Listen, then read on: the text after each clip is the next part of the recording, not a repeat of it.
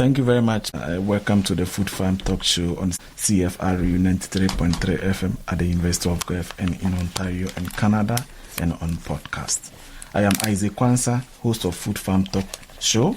We broadcast from the treaty lands of Mr. Sagas of the Credit First Nation. Food Farm Talk is a show about food, farming, and rural life in Ontario, Canada, and beyond.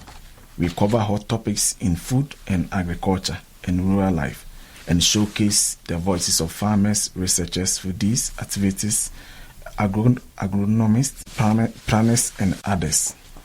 Today, I am glad to introduce Professor Ataharul Chowdhury to listeners as our special guest for today's edition of Food Farm Talk Show on CFRU 93.3 FM. Welcome, Professor. I hope you are doing very, very well. We are glad to have you on our show today. Thank you, Isaac. Thank you for inviting me. It's my pleasure to be, with your show and to have some conversation about a very important topic. Yeah, thank you very much. Hold on for me, Professor. I'll come back to you again. I also have my co-host, Paul Smith, here with us, who has been hosting this show since 2019. You are welcome, Paul. How you doing? Good to see you both. Yeah, thanks.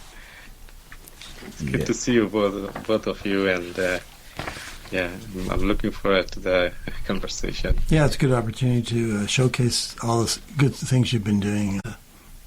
So, Ataharul Chowdhury is the Associate Professor, Capacity Development and Extension, University of Guelph. He has a passionate interest in food, agriculture, and the environment, and the roles they play in well-being of communities. Ataharul joined the School of Environmental Design and Rural Development and brings more than a decade of teaching and research experience at the university's non-profit and private foundations in the Caribbean, Canada, Austria, and South Asia. He has collaborated with many leading international partners to help build more sustainable agriculture and rural development in remote and resource-poor communities around the world. Professor Ataharul Chowdhury has published extensively in agriculture extension, rural development, communication, digital agriculture, knowledge mobilization, climate change adaptation, social media, and agricultural advisory services. So, Professor, thank you very much today for joining us on CFRU 93.3 FM on our Food Farm Talk Show edition today, and we are very glad for having you today. So before on our listeners, Professor, we want to hear about you. If you can tell our listeners about your personal journey to where you are now, maybe growing up, family living in Bangladesh, Europe, and Canada. Thank you, Isaac, for introducing me. And, again, thank you for inviting me to this opportunity, especially to talk in your show. So, my journey, when I, sometimes I reflect back and I see that, I was fortunate to be able to cross different countries and different cultures and different continents. And that also gives me an opportunity to, different ways of thinking about agriculture and rural development. So I grew up in Bangladesh, where agriculture and rural development are always very much part of everyday life, and that gave me an early appreciation of how important, especially farmers are. When I'm talking about farmers, I'm talking about small and medium holders, but also how much farmers depend on to access knowledge, institution, and people they can trust or make their own livelihood. And later, my education and professional journey took me to Europe, where I gained a broader international perspective on rural development, extension, and agriculture innovation.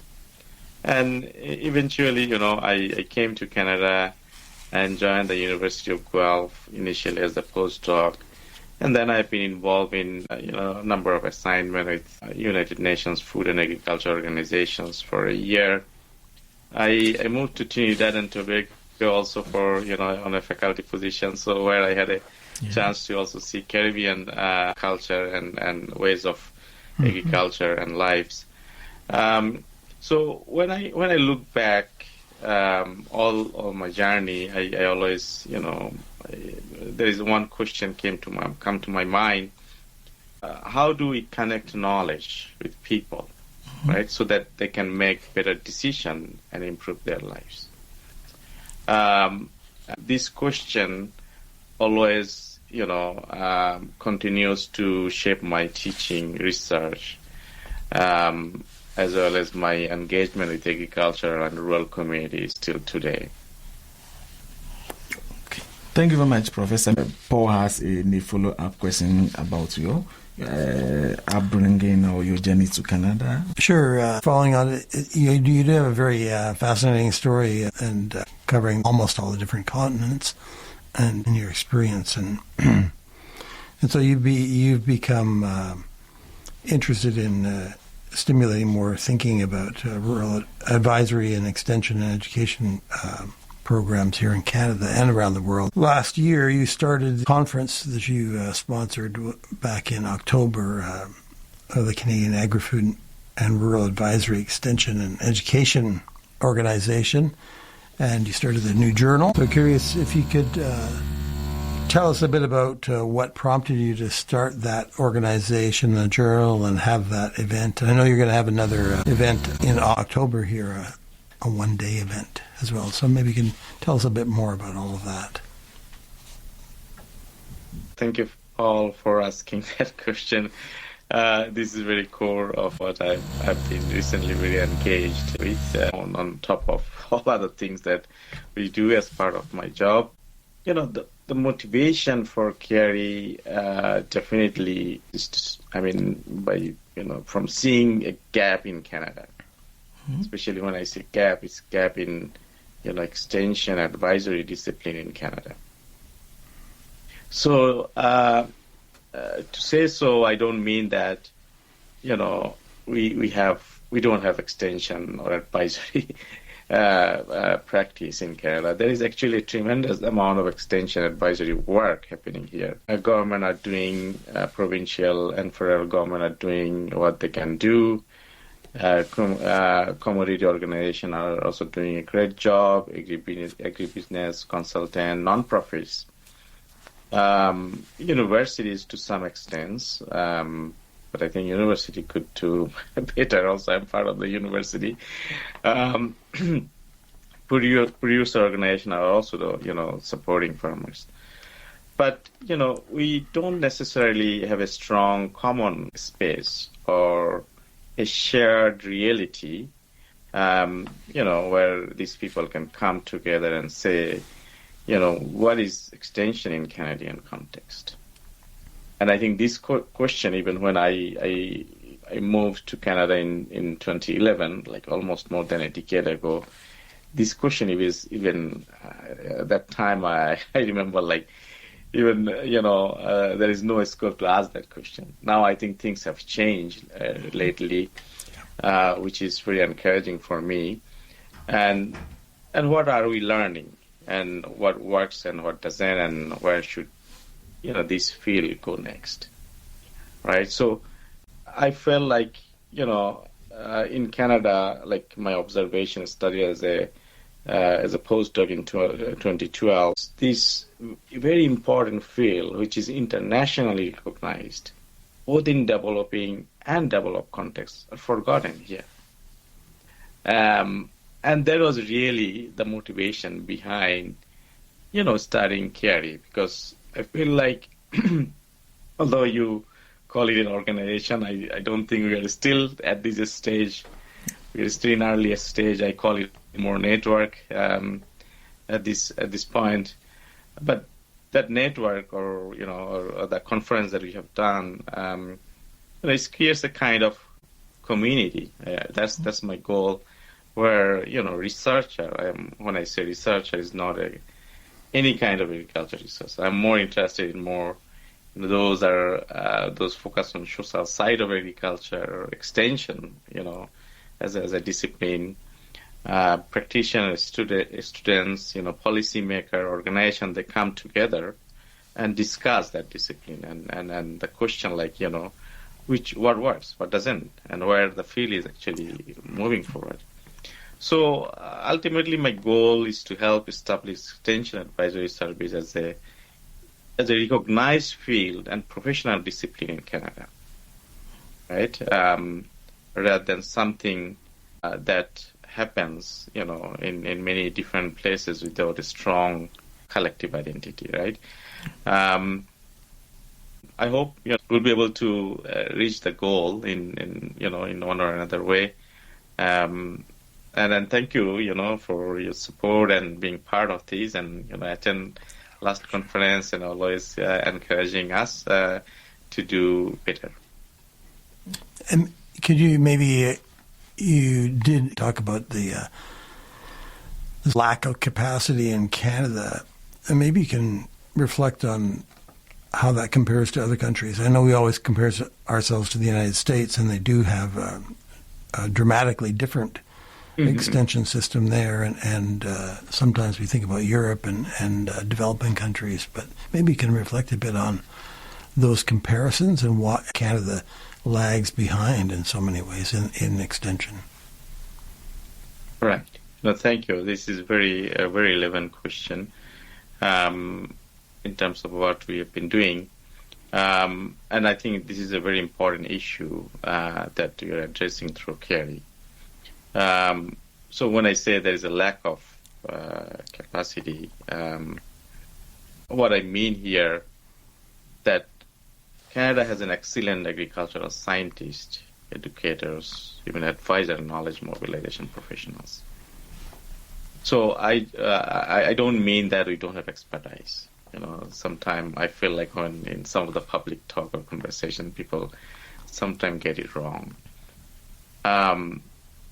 The problem is that extension itself is not strongly institutionalized as an academic discipline in Canada.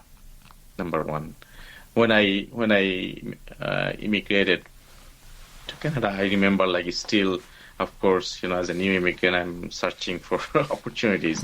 And I remember Dalhousie, Nova Scotia has a Nova Scotia Agricultural College. And they still have the website. And I didn't know that, that institution is also somehow decided to discontinue extension. And even, I think, Nova Scotia Agricultural College marched to Dalhousie Faculty of Agriculture. I don't know the detail, but it was marched for sure. In Alberta, there is it's called the Faculty of Extension. It still exists there, University of Alberta, but it's not the kind of extension that we used to understand in academic context. So in academia and in the policy, in the government, the recognition and the interest to institutionalize it has somehow, disappeared. That's my observation. But in other countries, if you look at United States, even in Australia, in Europe, United States may be a little bit different. They have a very strong institutional network of universities and agriculture system that we used to enjoy in 1990s, right? But maybe we will not go back to that system. But if you look at Europe or even Australia, they have a number of platforms or network of extension professionals, whether academia as well as practitioners. But our system has been decentralized and become pluralistic. When I say pluralistic, it's not the only public sector is the provider of extension. It's all other players that I mentioned in earlier discussion. So it has advantage, but academically, it also means extension can become very fragmented. And because there are many, interdisciplinary or multidisciplinary is always good, but when, people talk about communication, rural studies, innovation in other areas, extension somehow become more diffused, right? And we use many kind of terminology in place of extension, whether it's knowledge mobilization or KTT right? But these are not the same thing. I mean, I think the Canada needs to rebuild capacity, but not by recreating an old extension model, but by developing a modern Canadian extension discipline that includes digital agriculture, communication, behavioral change, misinformation and trusted advice, innovation system, farmer learning, and more importantly, social, cultural, and political recognition of that discipline. I think how many of us know that there is a NOC category, which is, I think, 21112. And this category, I think, is called agricultural representative, consultant, and specialist. Yeah. Nationally, this category, agriculture advisor and consultant, is always mentioned on demand. And of course, it is on demand because most of, I'm talking probably anecdotally, but I think most of the jobs are available in that category rather than research or policy or whatever. Yeah. But, university did not play a very proactive role. When I say university, number of agri-food university, to take that discipline as a way of training, attracting and training those professionals and imparting that knowledge and skills which is needed for especially supporting change and development in the farm level. Yes. I wanted to switch gears a little bit to another topic. I know you've done a lot of work in, and that is kind of the misinformation. Yeah.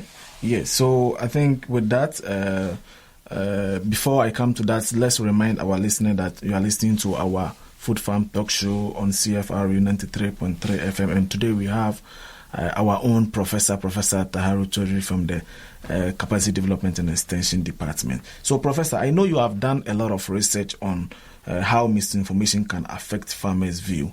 How do you think that will unfold in the future? Yeah, I think this topic will become one of the major challenges for agricultural communication extension.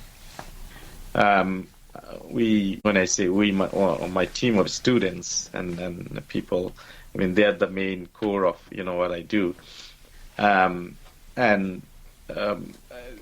We started doing research on this topic 4 or 5 years back. Mm-hmm. And that time, I think people understand misinformation, but that the idea of misinformation is very important in extension and communication, especially in the agriculture sector. There is not much of recognition or awareness. But thank God, it's work of 4 or 5 years, I see there is a lot of attention going on, both in academia as well as also, in practitioners and researcher communities. Today, at some point, extension is more about extension works in information scarcity. How do we get research information to farmers? Mm-hmm. But today we are living in a different problem. It's more information abundance. First, farmers receive information from researcher, from government, companies, influencer, other farmers, right? YouTube, AI-generated content is becoming also very common. And misinformation doesn't always look obviously false. It's not about, true or false. Sometimes it mixes with accurate information, with misleading claims, emotion, of selective evidence. So simply giving farmers more facts will not solve the problem, right? We need to strengthen information literacy, trusted advisory relationship, and farmers' ability to evaluate sources and evidence. And I also think universities and extension organizations need to communicate much more proactively, right? If credible institutions are absent from digital spaces, someone will actually eventually fill that space. Thank you, Professor, for that explanation to our listeners. Then we have also seen a lot of your research has looked at the range of groups doing extension work, including governments, agribusinesses, and non-profits. How well do you think this so-called pluralistic extension is doing? Very, very relevant question for our system in Canada. I think progressive extension reflects the reality of modern agriculture, and there are definitely real strengths to it. Farmers no longer depend on one organization for information. They may talk to a crop advisor, veterinarian, input supplier, commodity organizations, government specialist, consultant, private consultant, researcher, and also other farmers. So, that gives producer access to a much more wider and broad range of expertise. But the challenge is coordination, right? Different organizations have different mandates and incentives, right? Some provide public good information, while others are definitely selling products or services. And farmers have to navigate all of that. So the question isn't whether progressive extension is good or bad. It is, of course, already the reality. Mm-hmm. The question is how we make the system work better.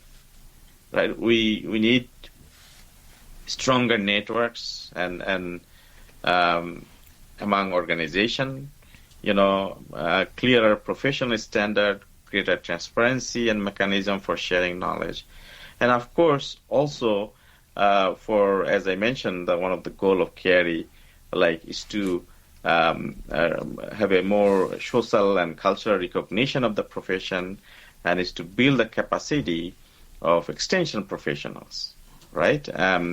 We have a number of standard maintaining professional accreditation organization, whether Ontario Agrologist or CCA. I think they're doing great job, but at the same time, professional accreditation is one thing, and academic training is another thing. Yeah. Right? So that is we are missing in our system. So I think the next stage of extension in Canada should therefore about building an effective advisory ecosystem, rather than expecting that, of course, the government or whether federal or provincial government will do everything. That's not probably we are going to possible right in our system. So you recently wrote a piece on the conversation about connecting the dots between what you've been talking about so far, about advisory services and so on, with the Carney government's national food security strategy, and made the linkages and revealed in your mind what was sort of a gap in the national food security strategy. Maybe you can talk a bit about what that gap is that you see and how to fill that with the things you've been talking about so far. Yeah, thank you, Paul. This is also another very interesting question, and we wrote that conversation from the spirit of, as I said, revitalizing extension in Canada, and we are also writing more. I think it's important to get the message out, and so for that article, my concern is quite simple. Especially when I look at national food security strategy, I think it's mainly focused in investing in technology. But investing in technology is not the same as ensuring that farmers can successfully use that technology. So that's, again, my personal observation. The focus of, many of the agricultural policy we have had, recently in 1 or 2 decades. So it's not surprising. So I thought maybe, I should, try to address something more from my extension hat. So this policy actually make a substantial investment in food infrastructure, processing and innovation. And those are very important investment. I'm not saying this is not needed. It's very important. But what I think is largely missing is serious attention to human resources surrounding agriculture. So when I'm talking about human resources, I'm talking about all the people who work with farmers as well as processors throughout the value chain, right? Whether we call it extension, advisor, consultant, knowledge broker, right? Yeah. like imagine giving a farmer sophisticated technology without the training, trusted advice, or local support needed to decide whether it fits their operation. And that gaps, I'm concerned about, right? Other countries, especially Netherlands or, some other countries that mention in that strategy, they explicitly connect agricultural innovation system with their extension advisory system. And we don't have any national strategy for farm advisory service or common standard in the field. And after 1990s, you'll see in FAO or any other document, there is no statistics of how many extension professionals work in Canada. So which is, for me, it's very disappointing. Sometimes, I feel, very frustrated that, I work in Canada, but we don't have kind of recognition. So my argument in that article is not that we should invest less in technology, but it is that technology investment and human capacity investment that should go together.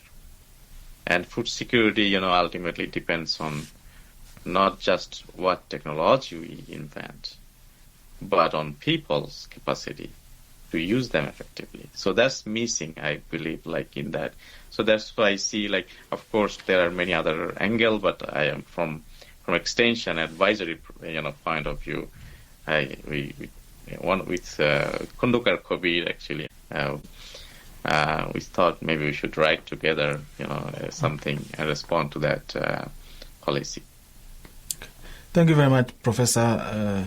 And to move to our next topic on our agenda, recently we have seen how the interest of youth in agriculture has declined, and even in agricultural related programs, students going to study agriculture, the interest is not that encouraging at all. And even recently we all joined a forum by the World Food Forum for a Global Youth Action Initiative. How do we empower more youth in agriculture and also in agricultural related programs?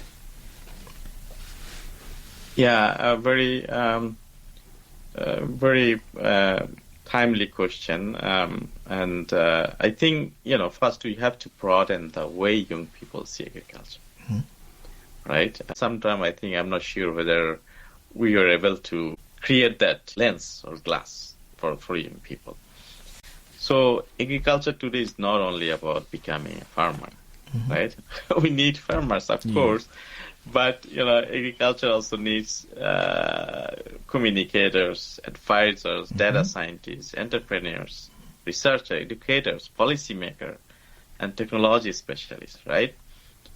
And this, connects to something I feel strongly about, right? Canada needs to establish, as I mentioned in my earlier discussion, that we need to establish a strong extension advisory service more clearly as a discipline and as a career pathway.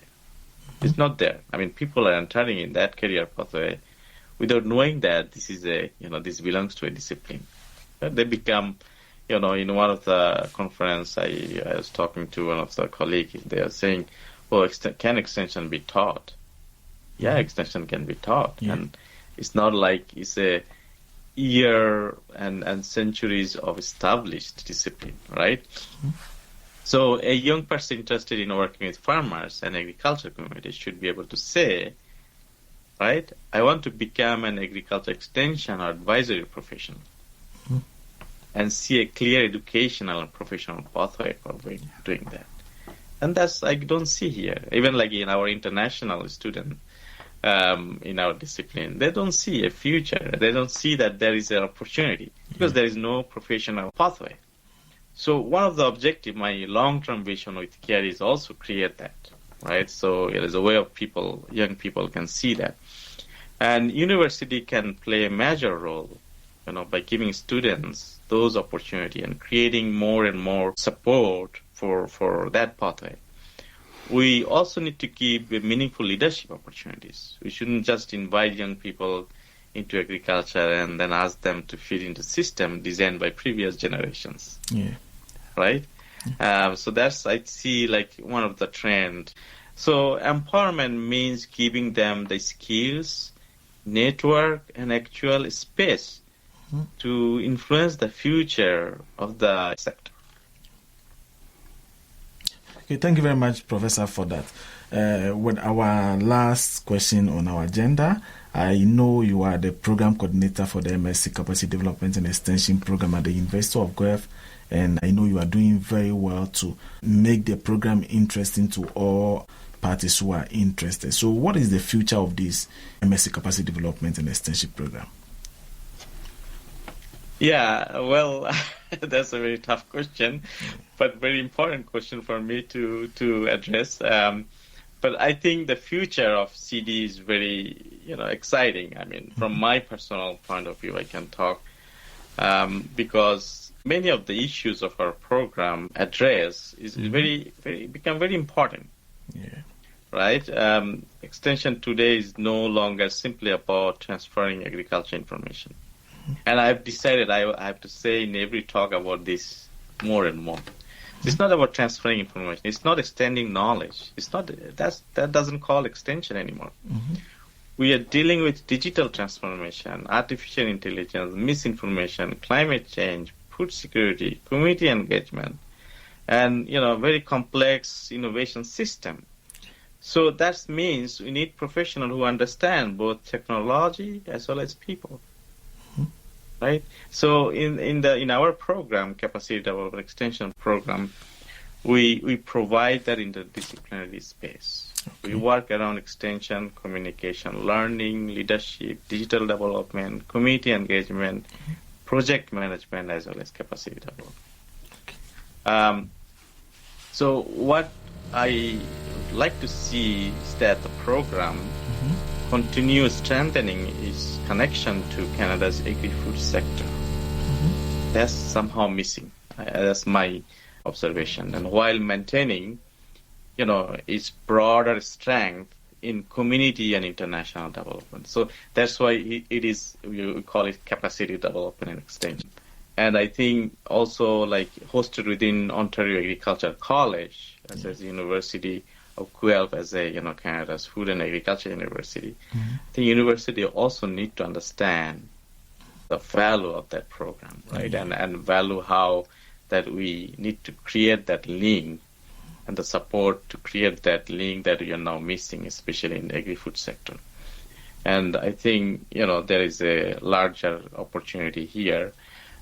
And I would also like to see that CD contributing to, reestablishing agriculture extension advisory as a recognized discipline in Canada through education, research, professional training, stronger partnership with government, industry, producer organization, and communities. So for me, the future isn't simply about maintaining a graduate program. For me, it's about asking what kind of professionals will Canada need to help farmers and rural communities navigate the next 20 years. And extension, capacity development extension is not only agricultural sector. Our graduate work in broader rural development, community development, even private sector, I see because the kind of skill we impart to them, it can be applied and transferable in any other sectors.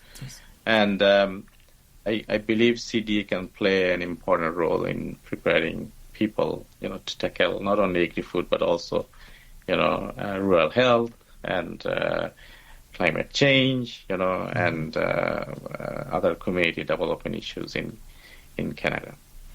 Thank you, Professor. And I hope there are still admissions ongoing for interested students or potential students who want to enroll in our winter, in summer, and fall programs. So whoever is interested in studying the MSc Capacity Development and Extension Program, you are invited to visit the school official website to read more about the program, and you can submit your application too for consideration into the program for our winter, summer, and fall admissions. Thank you very much, Professor, for joining us on CFRU 93.3 FM and for this wonderful and amazing moment that you have shared your experience and your research and your publications to our listeners. Thank you very much. We hope you join us in our next episode or whenever we need you to discuss matters of concern in our agri-food system we are currently facing in Canada. And to our listeners, thank you for joining us, and please join us again next time for another episode of the Food Farm Talk Show. Thank you very much, Professor, and do enjoy the rest of the day. Thank you. Yeah. Thanks very much. Thank you very much, Isaac and Paul, and thank you for inviting me. Talk to you again. Yeah. Bye.